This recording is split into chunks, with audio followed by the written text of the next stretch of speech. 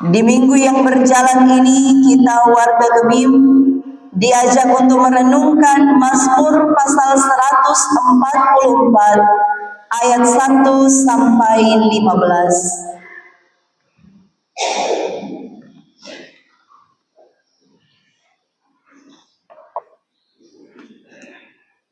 Nyanyian syukur Raja dari Daud.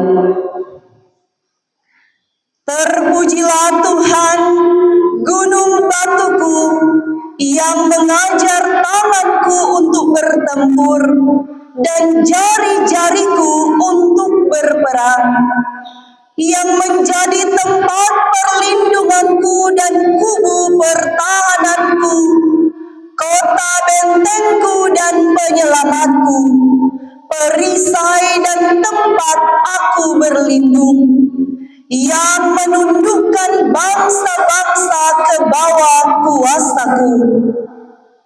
Ya Tuhan, apakah manusia itu sehingga Engkau memperhatikannya, dan anak manusia sehingga Engkau memperhitungkannya?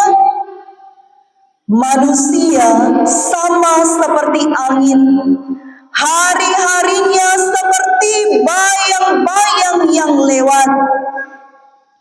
Ya Tuhan, tegukkanlah langit-Mu dan turunlah, sentuhlah gunung-gunung sehingga berasap, lontarkanlah kilat-kilat dan serahkanlah mereka, lepaskanlah panah-panah-Mu sehingga mereka kacau.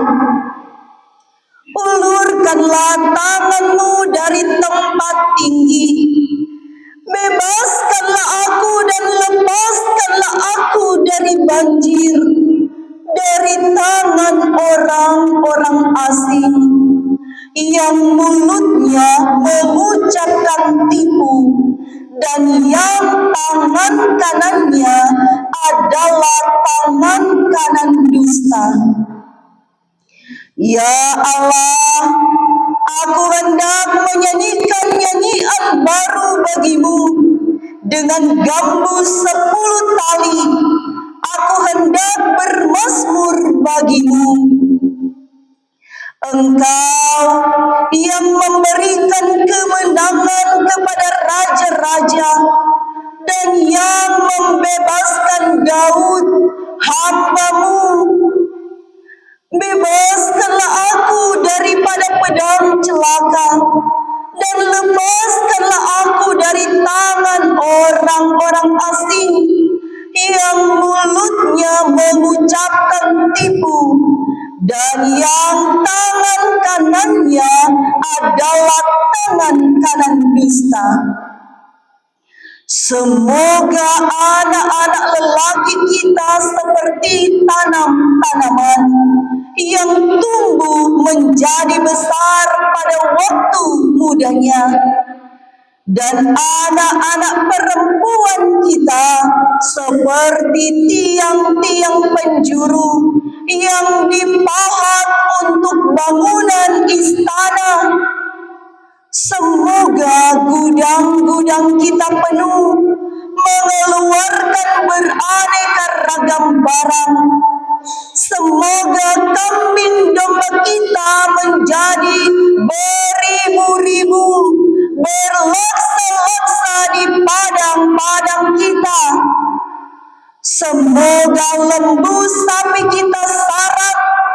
Semoga tidak ada kegagalan dan tidak ada keguguran, dan tidak ada jeritan di lapangan-lapangan kita. Berbahagialah bangsa yang demikian keadaannya. Berbahagialah bangsa yang Allahnya ialah Tuhan. Yang berbahagia ialah mereka yang mendengarkan firman Allah dan yang memeliharanya. Amin. Selamat pagi dan terimalah salam sejahtera di dalam kasih Yesus Kristus. Shalom. Damai di hati, bersyukur oleh kasih karunia Tuhan membawa kita untuk ada di minggu pertama bulan yang ke-10 tahun 2025. Tuhan masih kasih kesempatan for orang ada, dan ini matahari pertama di hari Minggu bulan Oktober ini.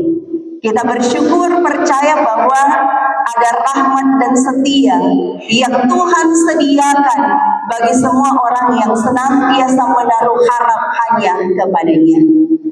Di minggu yang berjalan ini, tema gereja Masih Injili di Minahasa ialah berbahagialah bangsa yang Allahnya ialah Tuhan.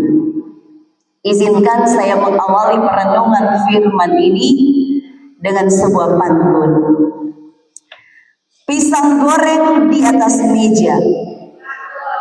Oh, nyedak kompak, belum terlalu cakep berarti kan? Boleh bilang cakep. Ulang. Pisang goreng di atas meja. Makan bersama keluarga tercinta. Pagi-pagi datang di gereja. Apakah saudara berbahagia? Amin. Mudah-mudahan memang dalam keadaan berbahagia. Karena sesuai tema, orang berbicara tentang ungkapan berbahagia. Namun walaupun perenungan di minggu yang berjalan ini berbicara tentang berbahagia, tadi malam ketika saya sedang mempersiapkan diri untuk membahas bagian firman ini, saya merasa bahwa justru bagian firman ini menggugah hati setiap orang, sehingga secara pribadi saya hampir menangis dengan setiap ungkapan-ungkapan yang disampaikan oleh Raja Daud. Penulis memperkenalkan diri dari Daud, yang oleh Lembaga Alkitab Indonesia mengatakan bahwa ini adalah ungkapan nyanyian syukur Daud ketika ia diberkati menjadi raja yang paling dikagumi oleh orang Israel karena ia berhasil mengalahkan banyak musuh. Bahkan ketika ia pun belum menjadi seorang raja, ketika Saul menjadi raja orang Israel yang pertama, justru ketika Daud pulang dalam peperangan mengalahkan orang Filistin, dalam 1 Samuel pasal 18 mencatat bahwa perempuan-perempuan Israel justru menyanyikan hal yang demikian. Bahwa Saul dia mengalahkan beribu-ribu musuh. Tetapi Daud dia mengalahkan berlaksa-laksa musuh. Kalau kita cari tahu ternyata berlaksa-laksa artinya bahwa puluhan ribu kali lipat dari apa yang dikalahkan oleh Saul. Dan ini menimbulkan kedengkian dari Saul. Bukannya dia bersyukur bahwa ada anggota perangnya yang turut serta mengalahkan musuh dengan gagah berani dengan perkasanya, tetapi justru ia iri terhadap apa yang berhasil dicapai oleh Daud. Dan karena rasa iri hati yang tidak dia selesaikan, maka berakhir pada kebencian yang berlarut-larut, bahkan sampai ingin membunuh Daud. Tetapi melalui setiap proses itu, Daud tetap bertahan dalam iman di dalam Tuhan untuk terus menjalankan apa yang Tuhan perintahkan baginya hingga ia dipilih menjadi seorang raja.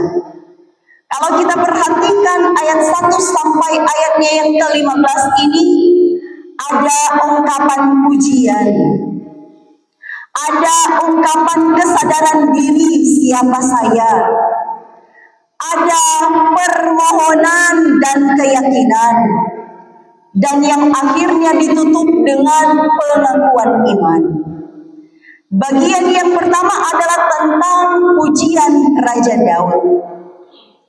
Dalam ayat 1 hingga ayatnya yang kedua, Daud mengatakan, "Terpujilah Tuhan, gunung batuku yang mengajar tanganku untuk bertempur dan jari-jariku untuk berperang."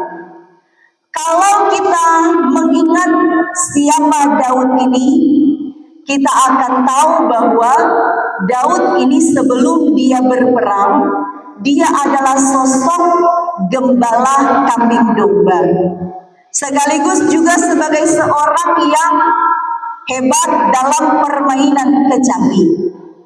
Dia tidak terlatih untuk melawan musuh.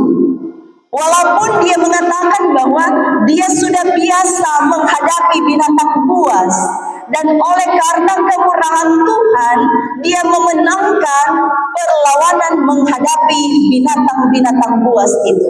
Itu dia sampaikan saat dia bermohon kepada Saul supaya Saul mengizinkan dia turut berperang menghadapi Goliat, menghadapi orang-orang Filistin.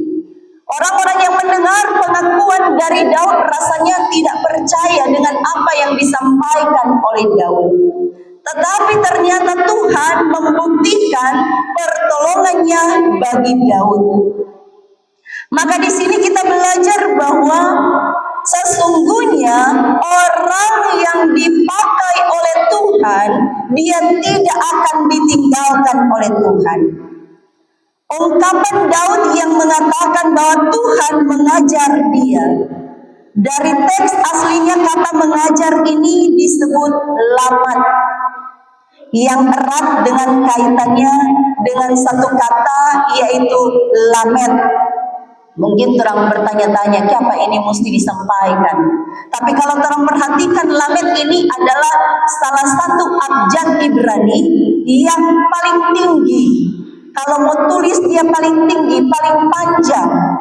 Maka ini melambangkan tentang disiplin dan pelatihan.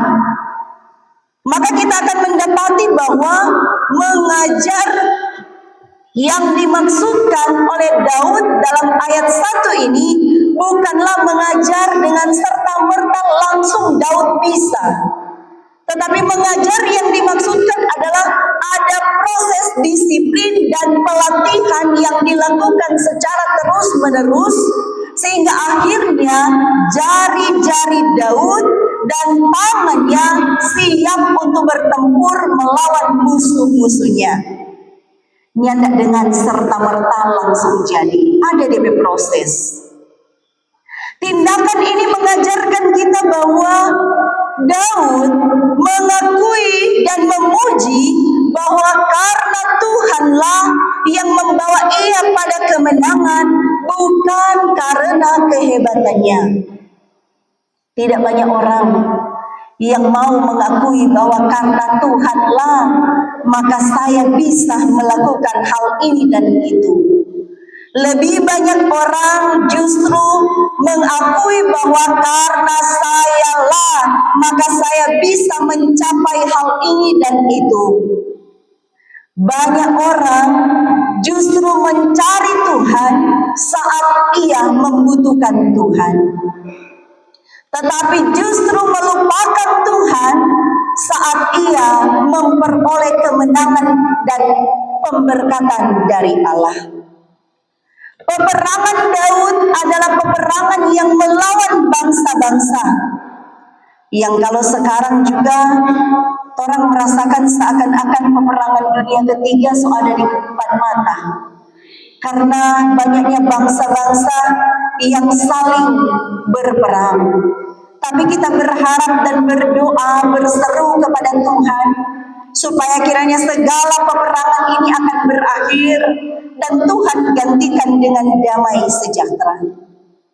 Kalau Paulus, dia katakan kepada jemaat yang ada di Efesus pasal 6 ayat 2 bahwa karena perjuangan kita bukanlah melawan darah dan daging, tetapi melawan pemerintah-pemerintah, melawan penguasa-penguasa, melawan penghulu-penghulu dunia yang gelap ini, melawan roh-roh jahat yang ada di udara. Nah, kalau kita sekarang sedang berperang dengan apa? Kita justru berperang dengan, ada yang berperang dengan jari-jari sendiri. Sebab ada ungkapan bahwa mulutmu harimau. No, kalau sekarang jarimu adalah cakarmu. Salah pasang status, mengumbar aib, dan segala hal yang membawa kita menjadikan media sosial sebagai alat untuk melawan orang lain. Bahkan ada saat dimana ketika anak keluar rumah atau paitua keluar rumah, karena maitua so malas mau mencari di mana paitua, di mana anak pulang sekolah, so tidak pulang-pulang, kurang mau cari di Facebook. Kalau ada yang lihat kita pe paitua, kalau ada yang lihat kita pe anak, bilang akang langsung pulang Jo, atau enggak tidur di luar Jo. Akhirnya mengumbar aib sendiri. Tetapi ternyata dari Daud kita belajar bahwa cara untuk menyelesaikan peperangan ialah tunduk kepada Tuhan. Firman Tuhan katakan bahwa rendahkanlah dirimu di bawah tangan Tuhan yang kuat, maka engkau akan ditinggikannya pada waktunya. Ayat 3-4, Daud menyadari bahwa manusia sama seperti angin yang hari-harinya seperti bayang-bayang yang lewat. Dalam bahasa Ibrani ada beberapa kata yang digunakan untuk diterjemahkan sebagai angin. Ada yang disebut sebagai ruah. Ruah ini adalah ungkapan yang digunakan oleh penulis kitab Ibrani ketika Tuhan Allah menghembuskan nafas kepada manusia, maka manusia bisa hidup. Tetapi dalam teks ini ayat 4 yang digunakan ialah kata angin yang disampaikan bukanlah ruah. Tetapi justru dalam bagian firman ini mau memperkenalkan bahwa kata Hebel yang bermakna bahwa sifat hidup manusia yang fana atau tidak kekal. Sehingga disebutkan bahwa hari-harinya seperti bayang-bayang yang lewat. Maka ungkapan Daud seakan-akan mau mengatakan seperti ini. Tuhan, manusia itu bukanlah yang kekal. Mengapa engkau begitu memperhatikan ciptaanmu yang tidak kekal ini? Di sini Daud dengan kesadaran penuh mengungkapkan bahwa dirinya bukan siapa-siapa, tetapi Tuhan sangat memikirkan manusia. Ini mengingatkan kepada kita bahwa apapun kita di mata orang lain, seberapa rendah dan seberapa hinanya kita dalam pandangan mata orang lain, sesungguhnya dalam pandangan mata Allah kita begitu berharga. Ada banyak orang yang karena menganggap bahwa dirinya adalah manusia biasa, dirinya lemah, maka ia tidak bisa berbuat apa-apa. Tetapi ingatlah firman ini yang mengingatkan kepada kita bahwa kita memang adalah manusia biasa. Tetapi apa yang hebat dalam diri kita ialah Tuhan yang memampukan kita untuk boleh ada sebagaimana kita ada. Maka jangan gunakan kelemahan dan keterbatasan kita sebagai alasan untuk tidak berbuat apa-apa di hadapan Tuhan. Dorang jo, kita tahu, kita tidak bisa apa-apa. Tapi kalau Tuhan mau memakai kita, maka segala hal yang mustahil akan menjadi mungkin. Sebab saat kita merasa bahwa kita ini bukan siapa-siapa, sebenarnya Allah justru mau supaya hidup kita mengandalkan atau bergantung bukan pada kekuatan kita, tetapi pada kekuatan Allah. Oleh karena itu jangan minta Tuhan cuma pakai orang di saat orang kuat.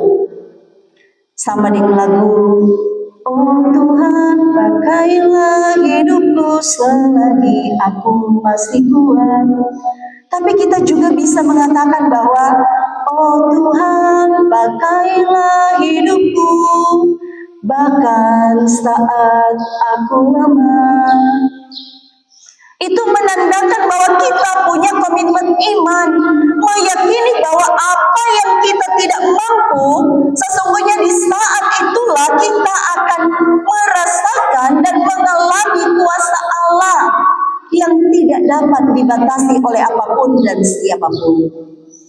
Ayat 5-8 Daud meyakini bahwa Tuhan yang ia andalkan adalah Tuhan yang juga berdaulat atas alam, bahkan terhadap hal-hal yang sepertinya tidak dikenal oleh orang lain, yakni orang-orang yang suka menipu.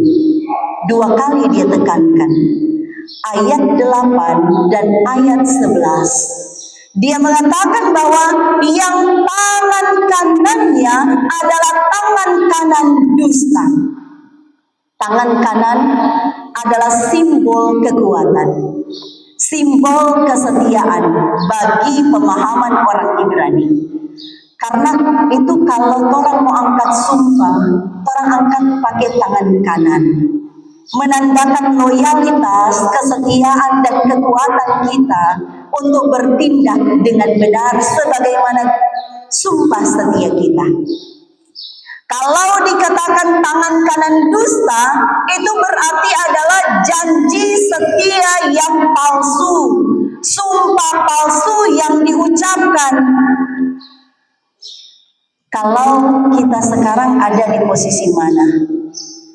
Apakah kita juga pernah menghadapi orang yang bersumpah palsu atau berjanji palsu terhadap kita? Bagaimana cara kita mengatasi kalau ada orang yang berdusta pada orang? Kalau belajar dari Daud, cara menghadapi orang yang suka ingkar terhadap janjinya ialah minta pertolongan daripada Tuhan. Jangan balas dengan ingkar janji yang sama. Sebab Allah adalah Allah yang setia terhadap janji-janjinya. Firman Tuhan katakan, apa yang kau ikat di bumi juga terikat di surga. Tapi hati-hatilah, jangan justru didapati orang yang ingkar terhadap janji yang orang sampaikan di hadapan Tuhan. Kita yang mengucapkan saksi dusta. Ingat, salah satu hukum Tuhan adalah jangan mengucapkan saksi dusta, jangan berdusta. Sebab hati-hatilah jika kita melakukan tindakan dusta, kemudian orang yang kepadanya kita dustai menyampaikan keluhannya di hadapan Tuhan seperti yang dilakukan oleh Daud. Maka persoalan kita bukanlah terhadap orang itu lagi, tetapi persoalan kita diperhadapkan kepada Tuhan. Pertanggungan jawab kita adalah terhadap Tuhan. Kalau dalam ayat 9 sampai ayat 11, Daud memiliki tekad untuk menyanyikan nyanyian baru dengan gambus 10 tali, bahkan hendak bermazmur bagi Tuhan. Di sini Daud menggunakan instrumen musik sebagai bagian dari memuji Allah. Maka ini menjadi satu bahan introspeksi bagi kita saat menyanyi, bahkan saat memainkan musik. Tidak cuma for kantoria, tidak cuma untuk memuji musik, tetapi juga bagi kita semua. Kalau kita bernyanyi tujuannya untuk apa? Apakah bernyanyi untuk Tuhan atau jangan-jangan hanya sekedar kepuasan hasrat untuk bernyanyi? Tujuan kita adalah untuk memuliakan Tuhan. Motivasi menyanyi dan memainkan musik adalah untuk Tuhan, maka jangan abaikan persiapan diri ketika kita dipercayakan jadi kantoria,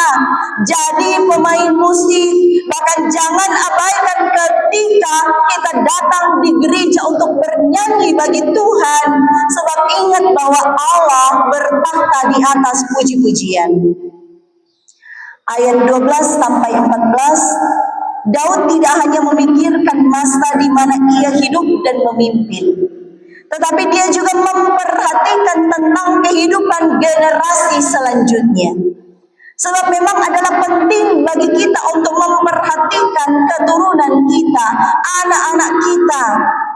Sebutan dalam ayatnya yang ke-12 bahwa anak-anak laki-laki seperti tanam-tanaman, bermakna bahwa anak itu akan menjadi anak yang dewasa dan perkasa. Sementara anak perempuan seperti tiang penjuru, bermakna generasi yang kuat. Kalau perempuan erat kaitannya dengan kelemahan dan kecantikan, maka sebenarnya perempuan juga bisa menjadi makhluk kuat yang menghias diri bukan sekedar dengan kecantikan fisik, namun menjadi pribadi yang membawa persatuan. Itu kan tujuannya ada tiang penjuru, supaya apa yang terpisah bisa menjadi satu, bahkan bisa menjadi kuat. Maka tidak heran kemudian perempuan dijadikan sebagai tiang doa. Karena itu kepada para pemuda, remaja dan anak-anak, ingatlah bahwa engkau ada di setiap doa orang tuamu. Harapan orang tuamu jangan kau balas dengan sikap acuh tak acuh tanpa penghormatan kepada orang tua. Daud berharap bahwa Israel akan mengalami kesejahteraan, termasuk juga ternak-ternak yang mereka miliki. Dan dari kesemuanya itu Daud memahami bahwa kebahagiaan yang sesungguhnya adalah ketika Allah betul-betul menjadi Tuhan bagi bangsanya. Ini juga menjadi satu pertanyaan bagi kita. Kalau kita berbahagia di saat kapan?